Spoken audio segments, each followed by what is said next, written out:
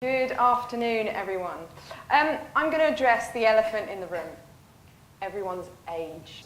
But by way of context and introduction, I just want to make 5 very brief, quick points, which I think profoundly help us understand the world in which the millennial cohort is operating. Firstly, we hear a lot about disruption these days, right? It's always in the context of tech, but disruption, you can almost play disruption bingo at most business conferences these days. But I think actually the biggest disruption is not coming from technology, it's actually coming from people, okay? And I think there's too much focus on technology and technological development, whether it's the rise of the robots, virtual reality, artificial intelligence, and actually, most importantly, it's how that technology is shaping people's values and their behaviour.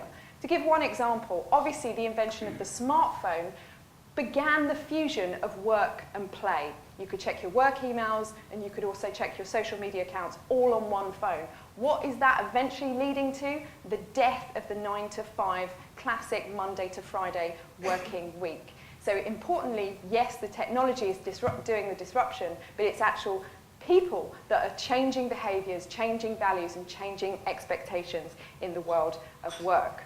And one thing I am constantly confronted with is the perception, particularly in the workplace, well, millennials need to just put up and shut up like I did. Start at the bottom, work their way up, and just do as I did, and get on the ladder, and just stop demanding all of these things in the workplace.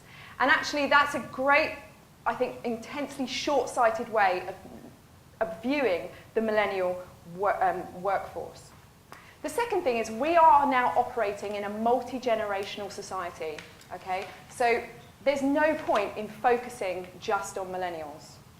We are now living in a time where there are more multi-generational households than at any time in British history since the Second World War. That is fundamentally reshaping how the household budget is being spent. It's fundamentally reshaping what the money is being spent on. And so we have those 4 generations, the baby boomers, the Xers, the millennials, and the Generation Zers. And we are seeing those tensions rubbing up against each other in politics, in the workplace, and in consumption. So what all businesses need to do and what they need to get behind is what I like to call generational intelligence.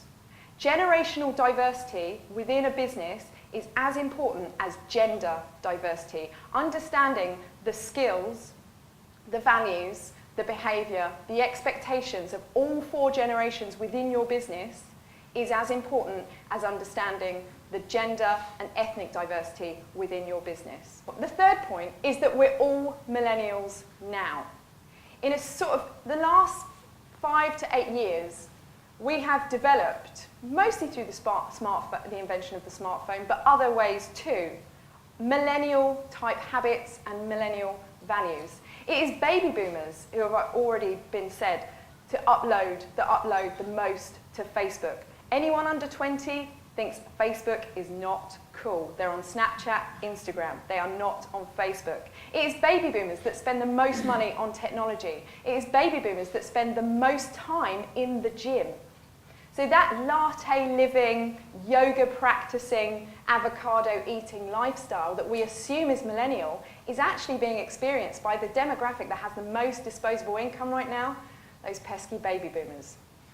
The fourth point, and I think this is the most important, is millennials are very distinct in one very important way. There are 5 markers of adulthood. Those 5 markers are, you've left home, you've finished your education, you're economically dependent of your parents, you've got married, and you've had kids. The average age of a woman achieving all 5 markers of adulthood in 1965 was 26.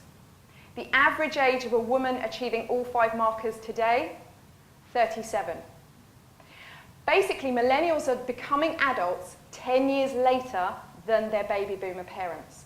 And this has important ramifications in all sorts of ways, from when they're buying houses, when they're going travelling, when they're entering the world of work, how they're retraining for different jobs. Their whole outlook on their life cycle is determined by the fact that they are basically getting older later. Millennials are going to have to work approximately 10 to 15 years later than baby boomers. So what that means is their work cycle is going to be multi-stage. There's going to be periods when they're retraining for new careers, because there's no such thing, let alone a job for life, there's no such thing as a career for life these days. There's going to be periods when they're perhaps volunteering. There's going to be periods in their life when they're setting up their own business, or perhaps periods when they're in stable periods of employment. And finally, they are the best educated generation in history. 50% of global millennials have a first degree, 32% have a second degree. They want jobs and products and services that not sell them something, but teach them something. If you adhere to those principles, I believe you have the potential to engage with millennials as employees and as consumers.